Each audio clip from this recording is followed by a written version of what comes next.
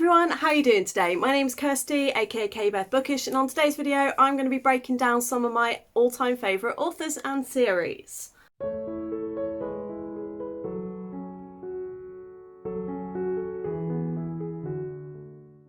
I was inspired to do this by Chloe Reed's books, who in turn was inspired by Ali the Hardback Hoarder, who was also inspired by the originator of this video, which was Books and Lala.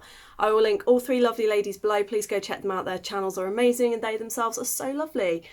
And basically each of them was talking about their favourite authors and what constitutes a favourite author to them, as well as looking at sort of like their almost favourite authors and their favourite sort of series without necessarily having them as their favourite authors.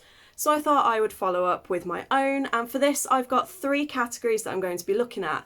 The first category is going to be the series that I love but whose authors I just don't consider favourites and I haven't read anything else from and don't really want to read anything else from.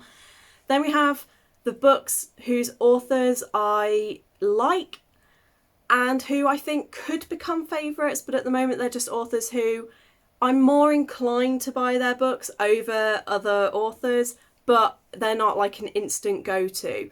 And then finally we have my absolute all-time favourite authors whose books I will buy no matter what, and I will always support and endorse them and recommend them.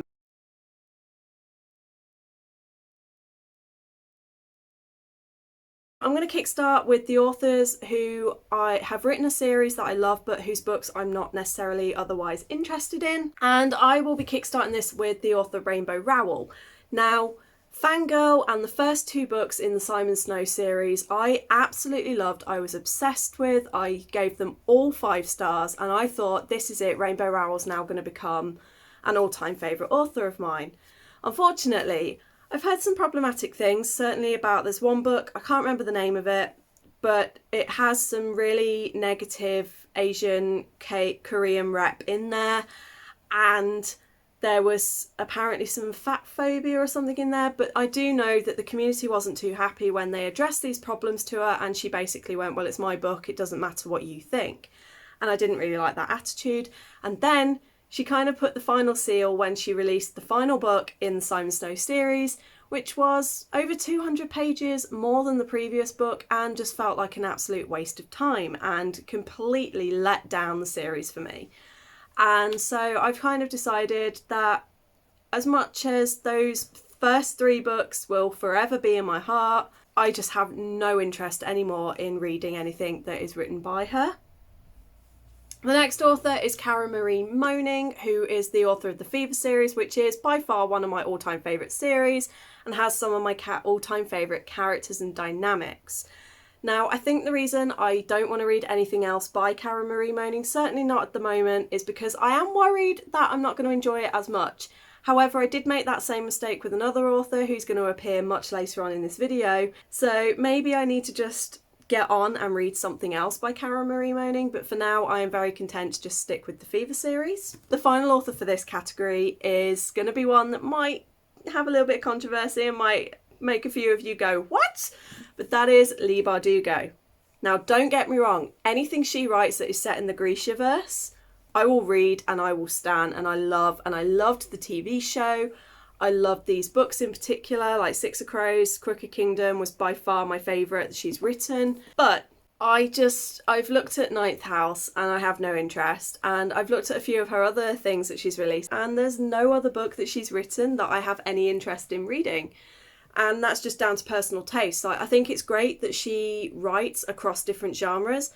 Unfortunately, certainly with Ninth House, that's very dark academia, which is not a genre that I have any interest in, and it's not a genre that I plan to pick up. So at the moment, there's not really anything else that she's written that I've got any interest in. There were only 3 authors for that category, so I'm going to move on now to category 2.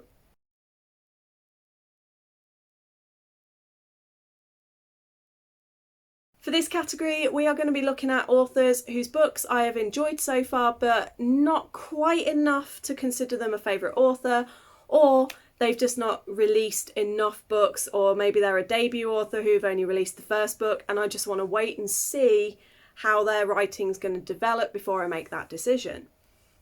And I'm going to kickstart that with a debut author, which is Rosie Talbot, who's the author of 16 Souls. Honestly, I adore this book.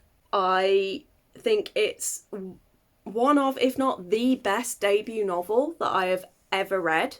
And I am extraordinarily excited to see where this is going to go next. But obviously I've got to wait until the second book is released because I want to see how she holds up having a sequel and whether she can make the sequel as good as this. And if she can, absolutely, hands down, she will launch herself into one of my all-time favourite author lists. Next up, we have another debut author, and that is Vanessa Len. I read this in one sitting, in one day. I absolutely loved it, gave it 5 out of 5 stars. But with how the ending was in this book, I feel like I need to read the second book to make the decision, because I think if the second book is anywhere near, I think it's going to be a trilogy. So if the trilogy is anywhere near as good as the first book, then yes, she will become an author who I will automatically buy. But right now I'm holding my reserve, especially as this is her debut novel, and I just want to see where she's going to go with her writing before I make any decisions. Next up we have Sarah Holland.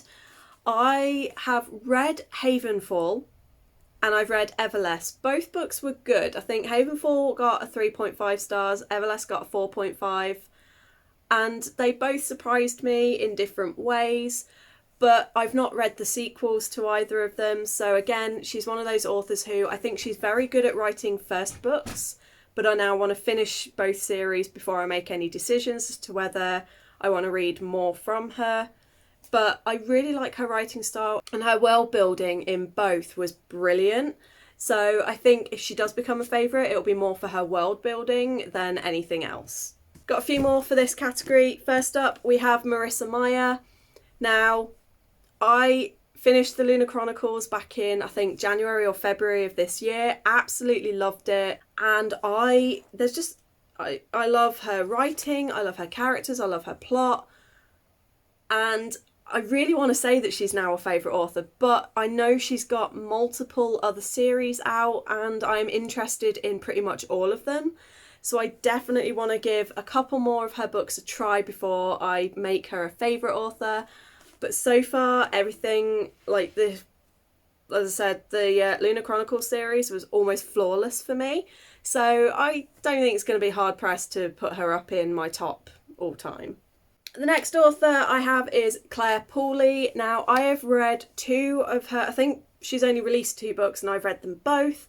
There's The People on Platform 5, which is also called, it's got another name, Iona Robinson's Guide to People or something like that, and The Authenticity Project. Now, I gave them 4 and 5 stars and I really did enjoy them, but she doesn't write a genre that I typically read, and even though I've loved both books, she's not really an author who, if I see her, I'll go, I will buy that book, absolutely. She's just if there's nothing else, I'll go for her because I know she's been consistent and I have enjoyed her books before.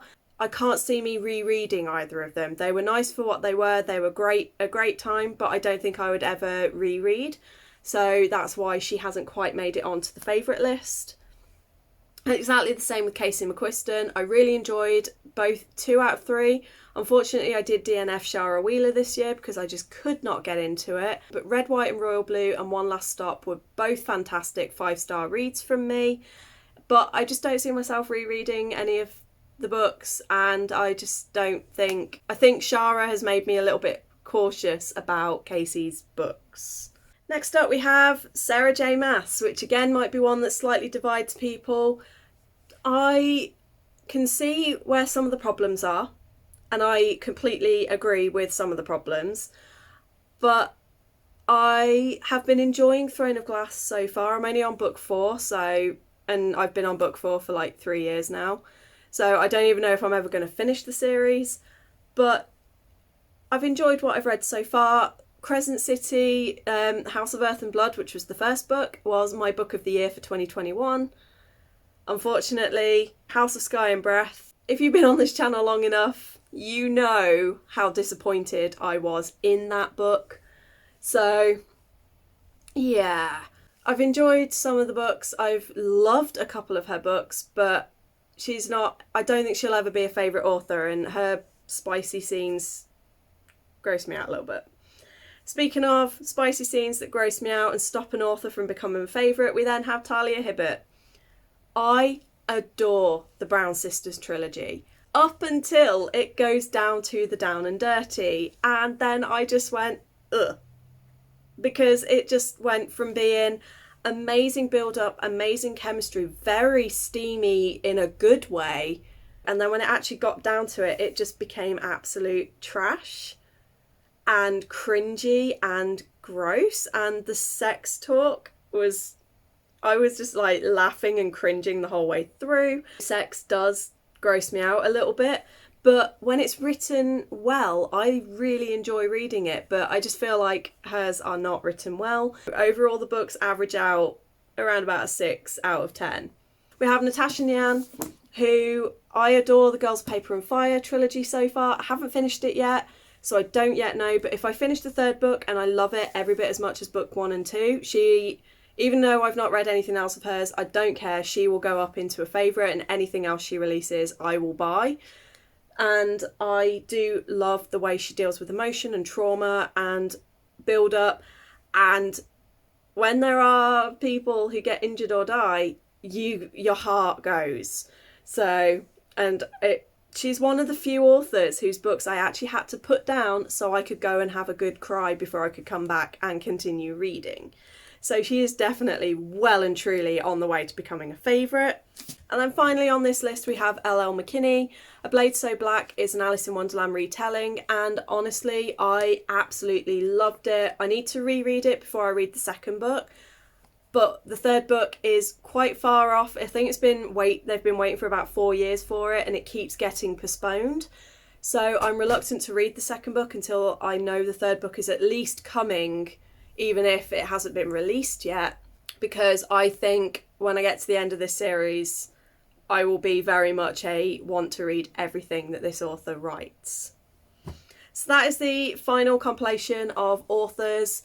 And now we're moving on to the final category, which obviously is what you are here for. So let's go on to that.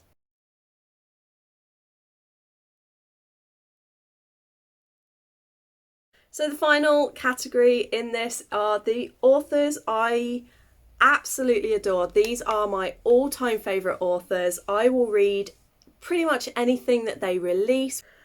I either own or have owned multiple copies of their books. I've given them consistent 4 and 5 stars. I will reread them and I recommend them a lot.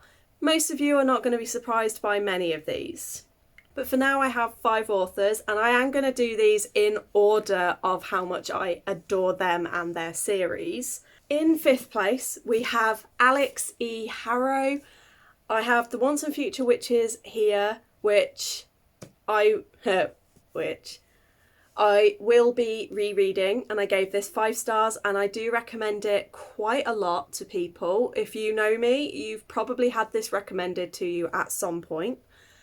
And there was also the 10,000 Doors of January that I listened to on the audiobook, and I thought was so beautiful. I really want to get hold of A Spindle Splintered by her, which is a retelling of Sleeping Beauty, I believe. So I do really want to get hold of that one as well. But currently, pretty much anything that she releases, I am there for, I will want to read. And like I said, 2 out of 2 have been 4 and 5 stars. And the big thing that separates her from a couple of the others that I've previously discussed, where I've given them 4 and 5 stars but they've not been favourites, is the fact that I will reread this, and I have reread 10,000 Doors because the stories just stuck with me and the whole thing was just so beautiful, and I do often think of both of those books. Number 4 is Christina Henry. I first discovered Christina Henry when I read Alice, which is a very dark, gritty Alice in Wonderland retelling. I then really did not enjoy the second book in that group, which was Red Queen. But then I read The Girl in the Red Hood, that I absolutely loved and gave 5 stars. I then read there was like a short story collection set in the Alice universe that I gave 4 stars to, And then I've started The Mermaid. I haven't yet finished it, but again, this one's definitely on for a winner. And I just think Christina Henry is one of the elites at doing dark fairy tale retellings, and is an author that I recommend a lot. They're an author whose books I will read. Every single book that they have written has piqued my interest and made me want to buy it. I think very readable author. The books are very quick reads. None of them are overly complicated, and they're not like epic fantasies. And yeah, I just really, really, really love her writing. And like I said, for me, she's on the favourites because I love dark retellings. These are some of the best retellings I've ever read. And again, has some of my all-time favourite characters within her books. So that's why she is a top 5 favourite author. The top 3, Aidan Thomas. Cemetery Boys was my second favourite book of last year. Then there was Lost in the Neverwood, which had me openly sobbing on the way home from work, and to the point someone asked me if I was okay, and then very quickly backed away like I was insane when I said that the book I was reading was just that good. And then I read The Sunbearer Trials, I think last month or the month before, and that also was 5 stars, absolutely incredible. So this is an author who 3 for 3 books has made me cry, has made me laugh, has turned me into someone deranged and made people back away from when I'm in public, and have just been incredibly well written. And you can tell with Aidan, their writing gets better with every book that they release. And I also love to recommend Aidan because they're LGBT, not only because they're non-binary, they're also trans. They've got a ton of rep in their books. The latest one had trans rep, it had non-binary rep, it had deaf rep, but all done in very discreet ways that it didn't feel like it was being forced on you. It just felt very natural and organic, and I just loved that about their writing. And yeah, Aidan Thomas just blows it out of the water every single time for me, and yeah, I love them. Number 2, probably to no one's surprise, is Miss V.E. Schwab herself. I have read, the Shades of Magic trilogy is my second all-time favourite book series. The Our Dark duology was fantastic. Invisible Life of Addie LaRue had a couple of problems for me with pacing, but otherwise I thought was one of the most beautiful books I've ever read. And it gave me very Age of Adeline vibes, and I love that movie, so it became a favourite. What other books? The Villains series, we all know I was let down a little bit by the second book from The Villains, but the first book was incredible, and I really want to get hold of the graphic novels. And then I've also got the Dark Archives, which I've not yet, the Dark Vault, which I've not yet read, but I am planning on making this one of my first reads for next year. But I don't think I've ever given any book by V.E. Schwab anything less than 4 stars. Even the ones that I didn't enjoy as much got 4 stars. And that says a lot about an author. And the fact that I finished the Dark Shades of Magic, Shades of Magic is the actual series name. I finished the final book, I closed the book, and I sat and cried because I didn't want it to be over. And it was that series that inspired me to start my candle business. So I have a lot to thank V.E. Schwab for. I absolutely adore her as a person, as well as a writer, as well as her books and her writing. So that is why she is definitely number 2. And like I said, I don't think there's anything of hers that I've ever ranked lower than 4 stars. And then I can't not have as my all-time favourite author, I mean, you probably all know who this is already, but Miss Nalini Singh, of course, is my favourite author. And this is the author that I was talking about earlier when I said about Karen Marie moaning, where I made a fatal mistake. And that was that I started reading the Guild Hunter series, which is vampires and angels, and is amazing. And that series was so good, I was too scared to start the Side Changeling because I was worried that it was going to be nowhere near as good. And oh boy, did I make a fatal error doing that, because the Changeling series is now my absolute favourite series. I am currently in the middle of a reread of it. I'm on book 12 and I am loving it even more on the reread than I did originally, because it's nice that I'm getting bits from the very first books don't come up again for like 10 more books, and then when you read it on the reread you go, and there's like bits that you don't realise were dropped in as little hints until you reread it, and then you go, I forgot that was there, or I didn't make that connection. And it's just, I find that it's actually far more enjoyable on the rereads than it was when I originally read them. And yeah, it just, like I said, the spice in this is the best I've ever read. It's actually very tastefully done. I've never cringed and I've never gone, ugh. And I've never felt uncomfortable. I've always felt that it's very organic, it's very beautifully written, and yeah, it doesn't go too gross for me. But as well as the Changeling series, there's the Guild Hunter series that I've already mentioned, where it involves archangels and angels and vampires, and there's a whole bunch of stuff that's going on there. And you've got the vampire hunters, who are called the Guild Hunters, and it follows Elena, who is a guild hunter who can track vampires and falls in love with the archangel Raphael. She's also got a series that's the Rock Hard series, which is a contemporary romance following a band.